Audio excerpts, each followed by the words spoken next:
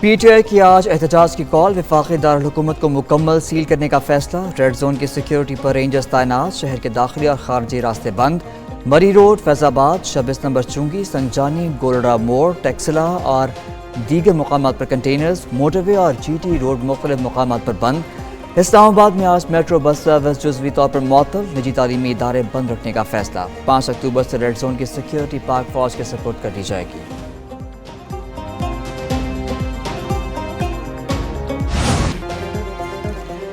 P T I کے اسلام آباد میں ریچ چوک پہنچنے کی حکمت عملی تیار، مخصوص اور تربیت یافتہ دستہ قافلوں سے پہلے پہنچانے کا فیصلہ، رکاوٹیں ہٹانے اور آنسو گیس سے نمٹنے کی بھی تیاری۔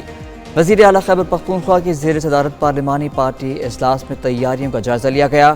علی امین گنڈاپور کہتے ہیں، ہر صورت ڈی چوک پہنچیں گے، ہمارا پرامن احتجاج ہے، تشدد کیا گیا تو ذمہ دار تشدد کرنے والے ہوں گے، مجھ سے کسی نے احتجاج ملتوی کرنے کے لیے رابطہ نہیں کیا، نہ ہی کرنے کی ضرورت ہے، بانی چیئرمین ہماری ریڈ لائن ہے، وہ جو حکم دیں گے اس پر عمل کروں گا۔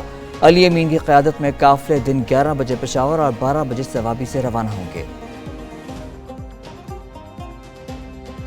احتجاج کیا تو سخت ایکشن لیا جائے گا، وزیر داخلہ کی پی ٹی آئی کو وارننگ، محسن نقوی نے کہا، وفاقی دارالحکومت میں ایک سربراہ مملکت موجود اور پی ٹی آئی دھاوا بولنے کا سوچ رہی ہے، احتجاج روکنے کے لیے ہر حد تک جائیں گے، اسلام آباد پر دھاوا بولنے کی نہیں دیں گے، پوری تیاری کر رکھی ہے، بعد میں کوئی شکوہ نہ کرے۔ دیگر سربراہان مملکت بھی آ رہی ہیں، ایس سی او اجلاس کے دوران احتجاج سمجھ سے باہر ہے، وزیر اعلیٰ خیبر پختونخوا احتجاج کے فیصلے پر دوبارہ سوچیں۔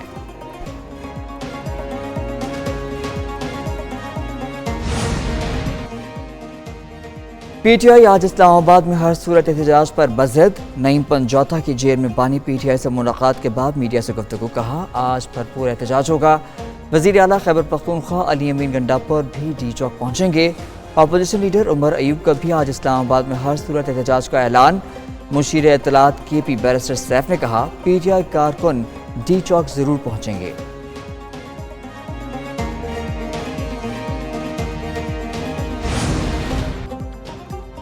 اسلام آباد پولیس کی بڑی کارروائی، احتجاج کی غرض سے اسلام آباد والے 412 افراد گرفتار کر لیے گئے ہیں، ذرائع کے مطابق گرفتار مظاہرین میں 60 افراد کا تعلق افغانستان سے ہے، مظاہرین سے کیل لگے ڈنڈے، غلیل اور کنچے بھی برآمد کر لیے گئے، مظاہرین کو باہرہ کہو، ترنول اور سنجانی سے گرفتار کیا گیا، مظاہرین کی گرفتاری کے بعد سیکیورٹی کو ہائی الرٹ کر دیا گیا، ادھر لاہور میں بھی 6 دن کے لیے دفعہ 144 نافذ کر دی گئی۔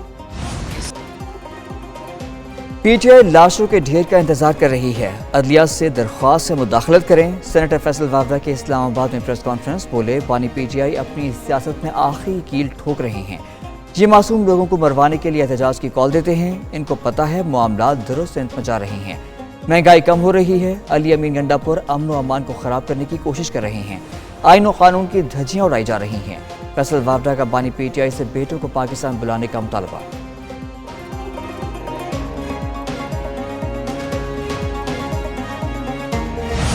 مجھے پنجاب کے عوام کی حفاظت کرنا آتا ہے، وزیر اعلیٰ مریم نواز نے 2 ٹوک الفاظ میں بتا دیا، پی ٹی آئی والوں کو ذہنی معذور بھی قرار دے دیا، کہا کہ ان سے کوئی کام ہوتا ہے نہ کسی کو کرنے دیتے ہیں، خیبر پختونخوا کو شل دوسرے صوبوں کی پولیس پر برسانے کے لیے نہیں دیے گئے، ریسکیو کی گاڑیاں بھی پنجاب پر حملے کے لیے لائی گئیں، جب بھی ملک ترقی کرتا ہے مسلم لیگ نون کی حکومت ہوتی ہے، وزیر اعلیٰ کا پنجاب میں ہمت کارڈ منصوبے کا افتتاح۔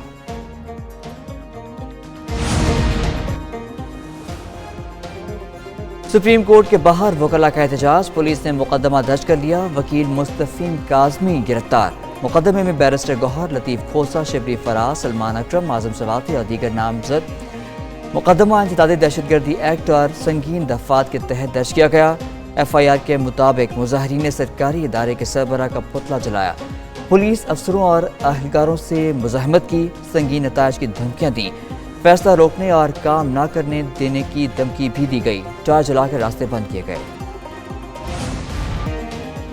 رکن اسمبلی کا پارٹی پالیسی کے خلاف ووٹ بھی شمار ہوگا، سپریم کورٹ نے آرٹیکل 63A کی تصریح کے خلاف نظر ثانی اپیلیں منظور کر لیں، صدارتی ریفرنس پر 17 مئی 2022 کا اکثریتی فیصلہ کالعدم، سماعت کا تحریری حکم نامہ جاری، بہترین طریقے سے کیس چلانے پر علی ظفر سمیت وکلاء کو سراہا گیا، چیف جسٹس کی سربراہی میں 5 رکنی بینچ نے متفقہ فیصلہ سنایا، پی ٹی آئی وکیل علی ظفر نے آخری دن بائیکاٹ کیا، بعد میں عدالتی معاون بن گئے۔ دلائل میں کہا تاثر جاتا ہے کہ عدالت ہارس ٹریڈنگ کی اجازت دے گی۔ چیف جسٹس کا اظہار برہمی، کہا کہ اس بات پر توہین عدالت لگ سکتی ہے۔ نومبر میں آئینی عدالت اپنا کام شروع کر دے گی۔ سابق وزیر اعظم راجہ پرویز اشرف نے بڑا دعویٰ کر دیا۔ کہتے ہیں کہ پیپلز پارٹی آئینی عدالت بنا کر میثاق جمہوریت مکمل کرنا چاہتی ہے۔ پاکستان کو آگے لے جانے کے لیے تمام سیاسی قوتوں میں اتفاق رائے ضروری ہے۔ میرے خیال میں یہ بل اپنی تفصیلات کے ساتھ، اصول کے ساتھ نہیں، تفصیلات کے ساتھ اس قابل نہیں ہے کہ اس کو پاس کیا جائے، اس کو سپورٹ کیا جائے، اور ہم کسی بھی قیمت پر حکومت کے ساتھ پلس ہونے کے لیے آمادہ نہیں ہیں۔ فضل الرحمان کا آئینی ترمیم پر حکومت کی حمایت نہ کرنے کا اعلان۔ ترمیم شنگھائی تعاون تنظیم اجلاس تک مؤخر کرنے کا مطالبہ۔ اپوزیشن کو بھی احتجاج نہ کرنے کا مشورہ دے دیا۔ سربراہ JUI نے کہا حکومت ترمیم کے لیے جلدی میں کیوں ہے؟ 63A کا فیصلہ خرید و فروخت کا باعث نہیں بننا چاہیے۔ مزید بولے اسرائیل ریاستی دہشت گردی کر رہا ہے، اس کا راستہ روکنا ہوگا۔ مسلمانوں کی نامور شخصیات کو نشانہ بنایا جا رہا ہے۔ فلسطینیوں کے حقوق کے لیے مسلمانوں کو اکٹھا ہونا پڑے گا۔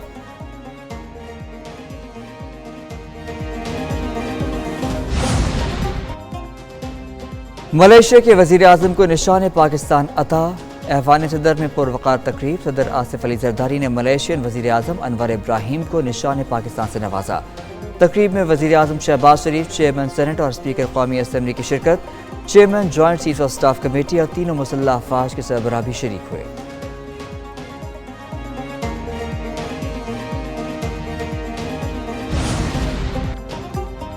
وزیر اعظم شہباز شریف ملائیشیا کے ساتھ تعلقات کو بلندیوں تک پہنچانے کے خواہاں۔ وزیر اعظم کی ملائیشین ہم منصب انور ابراہیم کے ساتھ پریس کانفرنس، کہا تعلقات کو فروغ دینے میں ملائیشیا کے وزیر اعظم کی خدمات قابل قدر ہیں۔ اسرائیل غزہ، لبنان اور یمن میں انسانیت کا قتل کر رہا ہے۔ ملائیشیا کے وزیر اعظم نے کہا پاکستان عالم اسلام کے لیے اہمیت کا حامل ہے۔ دونوں وزرائے اعظم کی بزنس ڈائلاگ میں بھی شرکت۔ شہباز شریف اور انور ابراہیم کا ملاقات میں تجارت بڑھانے کا عزم۔ معزز مہمان کو وزیر اعظم ہاؤس میں گارڈ آف آنر پیش۔